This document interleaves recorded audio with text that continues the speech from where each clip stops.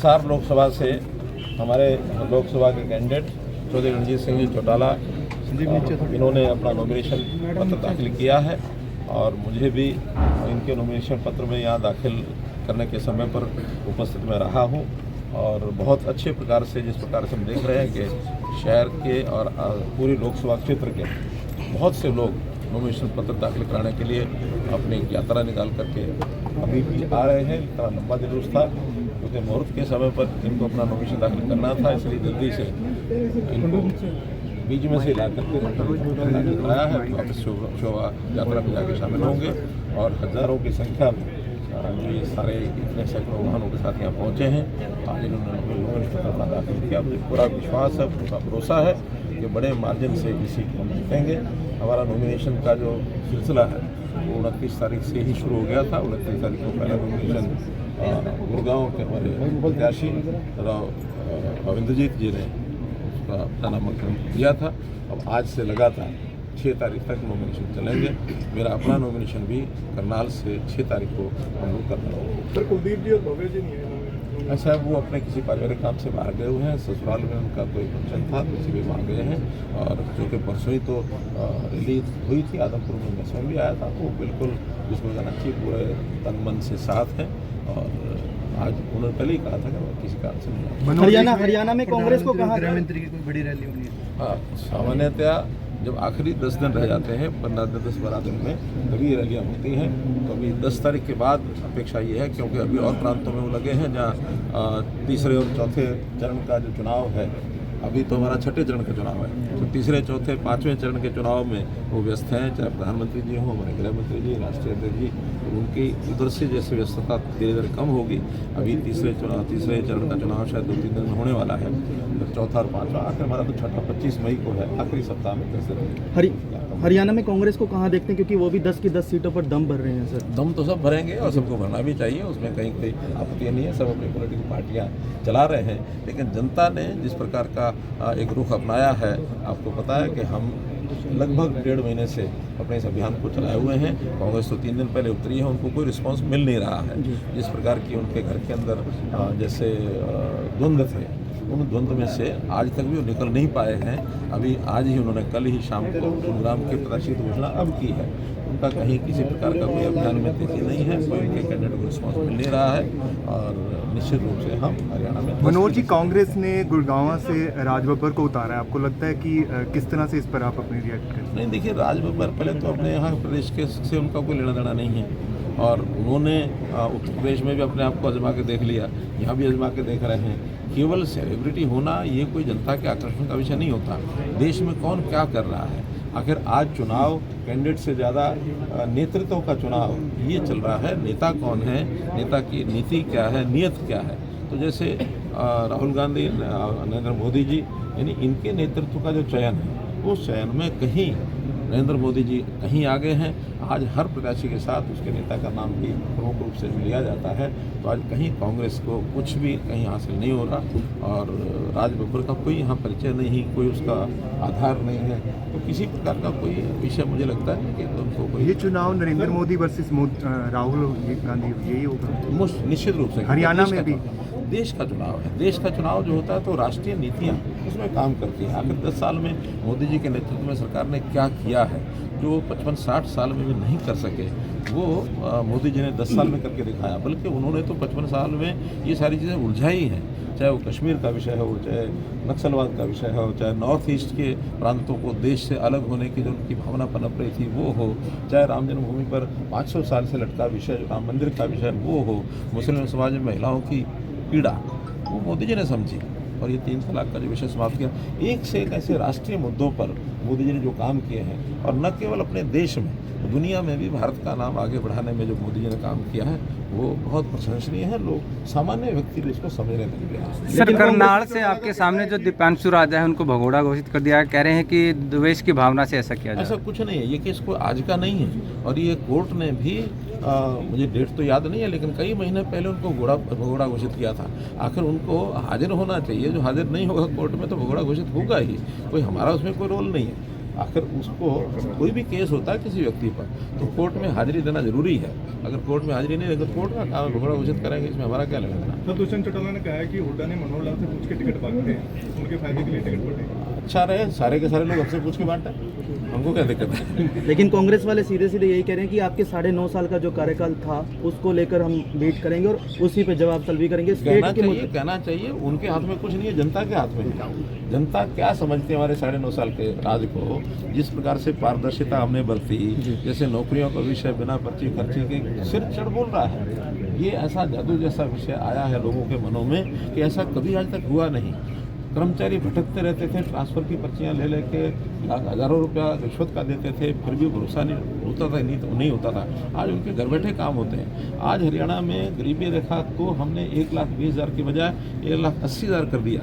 हर घर में उनको घर बैठे सुविधाएं मिलती हैं। उनका चाहे गैस सिलेंडर की बात हो, चाहे उनको यानी पेंशन की बात हो, चाहे आयुष्मान कार्ड की बात हो, चाहे राशन कार्ड की बात हो, घर बैठे जो सेवाएं मिल रही हैं लोगों को, इससे लोग बहुत प्रभावित हैं। इनका प्रोपेगेंडा ये रहता है कि मंत्रियों के, मुख्यमंत्री के घर में भीड़ होती थी, सेक्टर यानी सेक्रेटरीट में 4th फ्लोर के ऊपर भीड़ होती थी, वो गायब है।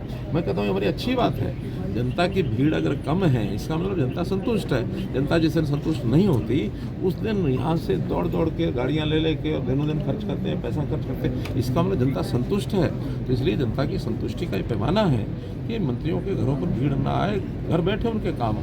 जेजेपी वाले भी आप पर आक्रामक तो हो रहे हैं सर। होना ही चाहिए ना, दिक्कत क्या है, क्योंकि जेजेपी भी जैसे होता है ना खिसियाई बिल्ली खंबा नोचे, तो आज उनको हाथ पल्ले कुछ लग नहीं रहा तो वो करेंगे। क्यों नहीं करना चाहिए, करना चाहिए। दुष्यंत चौटाला कह रहे हैं हिसार लोकसभा सीट पर त्रिकोणीय मुकाबला हो, चाहे त्रिकोणीय हो, 4 कोणीय हो, 5 कोणीय हो, जब जनता में कोई आएगा, जनता रिस्पॉन्स देगी तभी तो कोने बनेंगे। हाँ जी, तो कैसे देखते हैं चुनाव? आज जैसे हिसार के लोग और बाकी पूरे हिसार लोकसभा के लोग आए हुए हैं, जिस तरह से आप लोग देखते हैं जितनी भीड़ आई हुई है, मुझे तो लगता है कि सब लोग चाहते हैं कि रणजीत चौटाला जी पहले जी के जो प्रत्याशी हैं वो जीते और सब लोग उनका अपना प्यार देने के लिए आज इतने इकट्ठे हुए हैं भारी संख्या में। कुरुक्षेत्र में क्या मानते हैं, वहाँ भी कह रहे हैं कि कड़ा मुकाबला होता जा रहा है नवीन जिंदल के साथ। क्योंकि जिस अभी पूर्व मुख्यमंत्री जी ने कहा कि जहाँ लोग होंगे वहाँ मुकाबला तो होगा, तो मुकाबला है। लेकिन बीजेपी का बहुत अच्छा चल रहा है वहाँ और नवीन ने खुद बहुत अच्छे काम किए हुए हैं। 10 साल पहले, 10 साल बीच में नहीं थे लेकिन 10 साल पहले उन्होंने बहुत अच्छे काम किए हैं। तो लोग उनके काम को देखकर फिर से उनको याद कर रहे हैं। तो उनके बीच में आया तो ज़रूर अपना प्यार और आशीर्वाद देंगे सब। मैम रणजीत सिंह चौटाला के लिए आप चुनाव प्रचार कर रहे हैं, लेकिन उस तरह से लोग मान नहीं रहे कि अभी भी मैडम उनके लिए प्रचार करें, तो इस पर क्या आप? मेरे हिसार वाले तो सारे के सारे लोग मान रहे हैं। उनको मालूम है कि जब हम लोग एक बार बोल देते हैं, एक बार बोलना ही काफ़ी होता है, दोबारा बोलना या धोखे की राजनीति हम लोग नहीं करेंगे। जो बात बोल दी है वो सच है। तो मैंने सबको अपने बोला हुआ है कि मैं बिल्कुल जब बीजेपी में आ गई तो बीजेपी के यहाँ से रणजीत सिंह चौटाला जी हैं, आप लगा लीजिए मुझसे बड़े हैं, मेरे बड़े भाई हैं, तो मेरे भाई के लिए चुनाव प्रचार कर रहे हैं। मुझे बहुत अच्छा लग रहा है क्योंकि सारे मेरा अपना है, मेरा अपना घर है, सारे लोग मेरे अपने हैं। रणजीत सिंह जी आ गए सर आज नामांकन दाखिल कर दिया। आज हमारे माननीय मुख्यमंत्री मनोहर लाल जी पूर्व मुख्यमंत्री और हमारे स्पीकर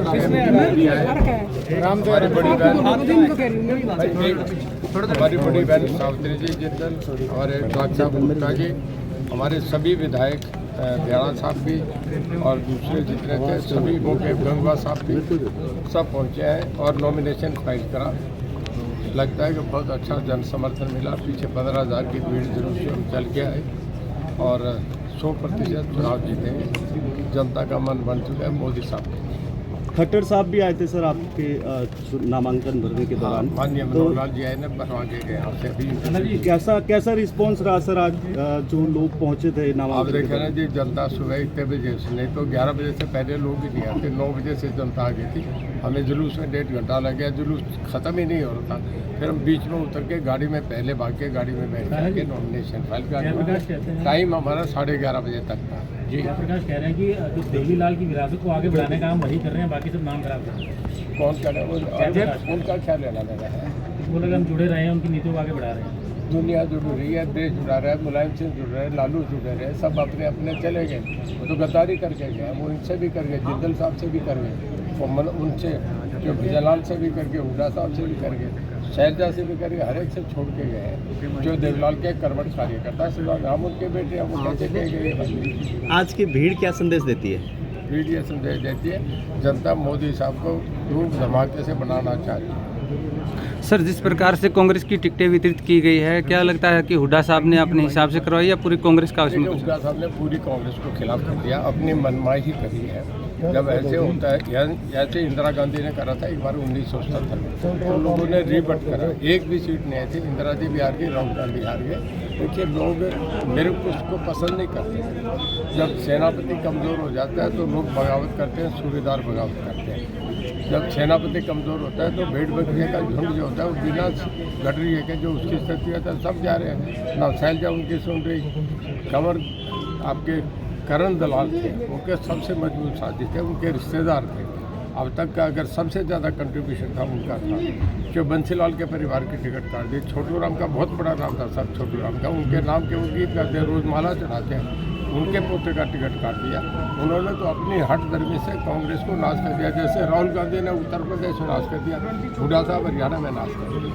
हुड्डा साहब कोई चेहरा नहीं है कि उनके वोट मिल गए, वोट तो राहुल गांधी के नाम के मिल गए।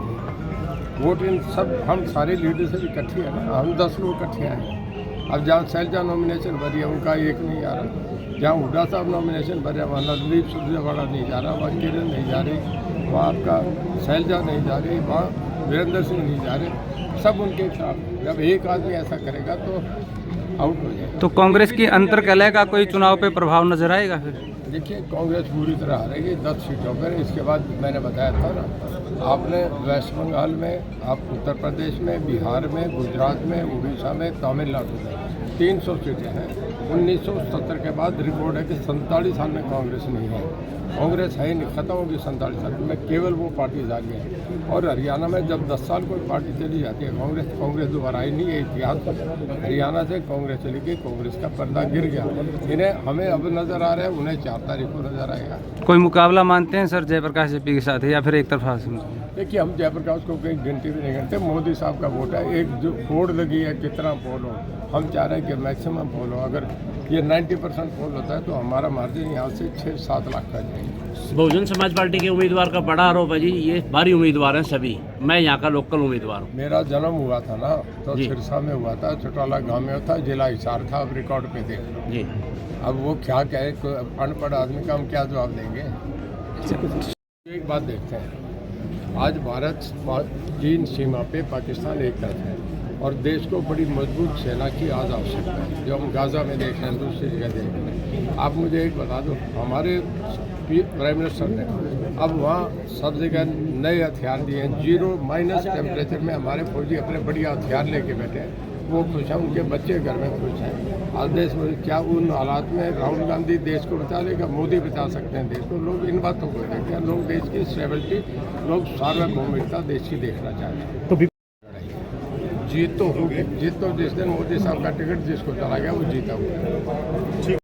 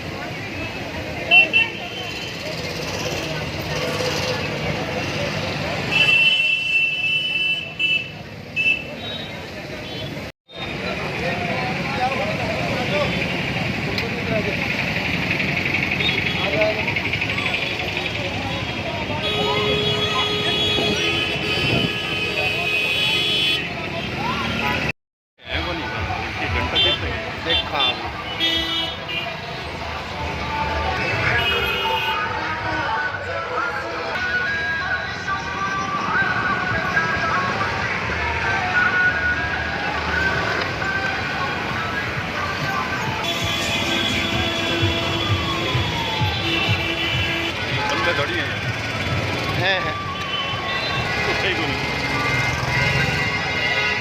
হ্যাঁ हाँ ये देख